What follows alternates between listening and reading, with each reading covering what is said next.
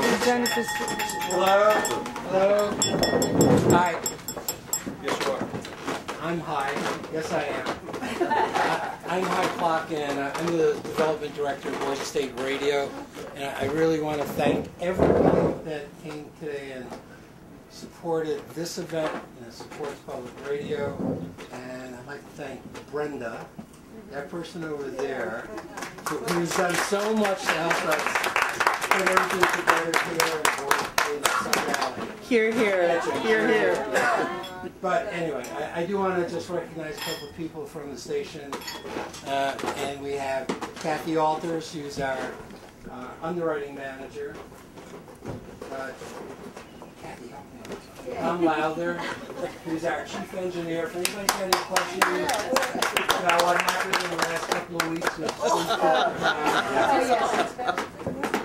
Adrian Zachary, who is our our marketing manager, who has put together these events.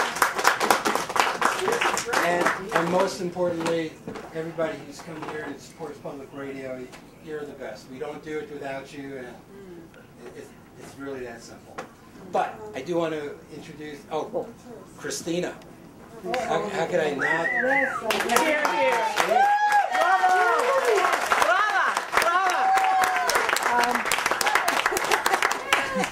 Thank you. I actually, Sabina, can you ask Martha to come here? Where is Martha? Okay, I would like to mention Martha in the kitchen because she actually did most, and she does beautiful trays. I'm just here for, I don't know. There you go, compliment. And I'm very happy that you're all here. Thank you so much. And the wine is great, the cheese is great, the potatoes are... Mr. Murphy, how are those potatoes? And this is Martha.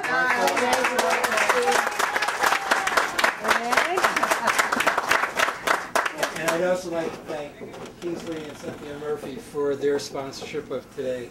Thank you. Thank you. I missed a couple of words, if you don't mind, Nana. If you would say a few words to the people. Oh, my God, yes. Lynn Rosetta Kastler, hosting Splendid Table. Thank you. Thank you. Well, I'm going to echo hi, but I have to say I'm a cook. Please. Thank you. This is not easy. And even though you've been doing it for 20 years, it doesn't really get easier. It's still an act of searching for perfection, and boy, did you guys come close. Thank you.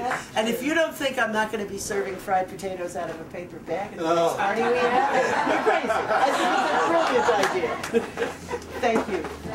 And thank you all for supporting public radio. I mean, I know you've heard this ad nauseum, but if it wasn't for the support you folks offer, we're not on the air. It's that simple. So thank you very much. And thank you also for buying the book. It's the first time I ever co-authored a book. Of course, I've only done 3. But it was an interesting process because the woman's name who was on the book, Sally Swift, is the woman who first called me and said, have you ever thought of doing a radio show? And she did that back in 1993. And I treated her very badly. And because at that time, I think I've told this story 100 times, but at any rate, at that time, you know, you go through a period, your book gets a little bit of notice, and for 10 minutes, you're the flavor of the month. So all the TV people come to you and they say, darling, you're going to be a star. And then the next step is, and when you raise the money for the show, we'll spend it for you. And you realize very quickly that this is much more involved than it looked from the outside. And then when you say to them, you know, if I were to do television, I don't want to do a recipe show. I want to do a show where you tell the stories behind the food.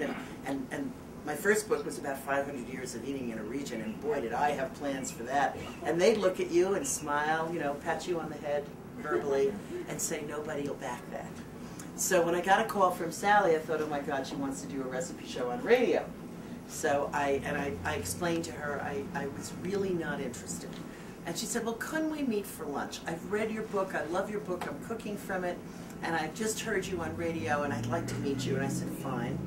and I was very polite. She says I was very polite. I think I was rather rude, because the way we left the lunch was, you make it happen and I'll show up. But it turned out she had the same vision I did, which was a show that looked at food from every imaginable angle. And it took a while for us to get our sea legs, and if it wasn't for the support of public radio, we had the kind of show that we see all too often on television and in commercial media that needed to get its sea legs and is not given the chance, usually in a commercial setting.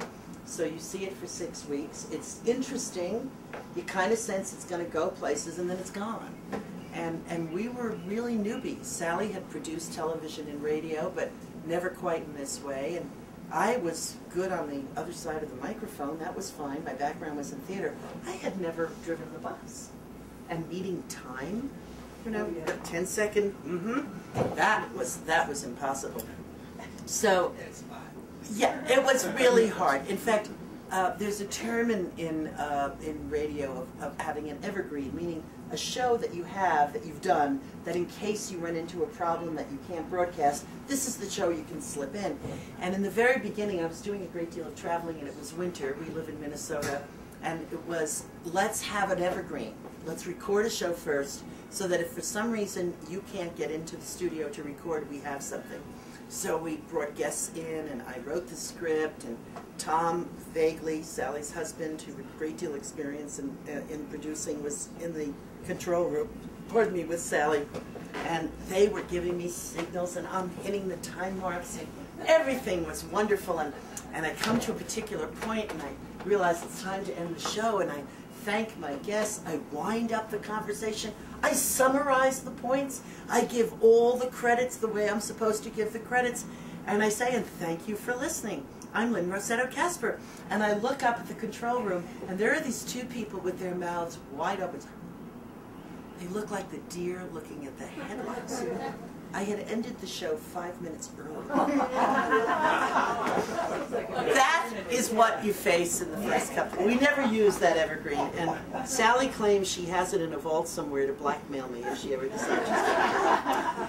But it was because we were public radio, because Minnesota Public Radio thought we had a shot, because people like you support the effort of people who are trying to develop some kind of craft, that we're still there. We'll be there in October, 13 years.